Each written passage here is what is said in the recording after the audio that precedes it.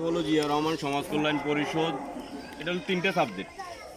একটা সাবজেক্ট হলো জিয়া রহমান। জিয়া রহমানের আদর্শরে আমরা কিভাবে উঠেই ধরতে পারি, জিয়া রহমানের আদর্শ নীতিশরে কীভাবে আমরা বাস্তবায়ন করতে পারি, সেই নিয়ে আমরা কাজ করব।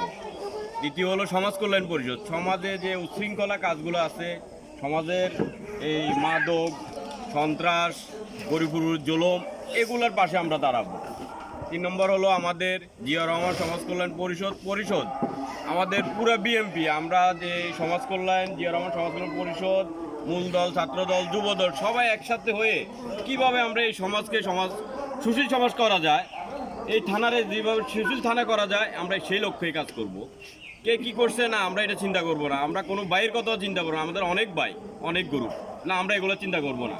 আমরা চিন্তা করব যে আমাদের জিয়া রহমান রে আদর্শ নীতি কীভাবে উঠিয়ে ধরতে হয়, আমাদের সমাজকে কীভাবে সুশীল করতে হয়, আমাদের থানাকে কীভাবে সুশীল থানা করতে হয়, এবং আমাদের সবাই পরিশুদ্ধরে নিয়ে আমরা কীভাবে আগাইতে পারি, আমাদের দলরে শক্তিশালী করতে পারি।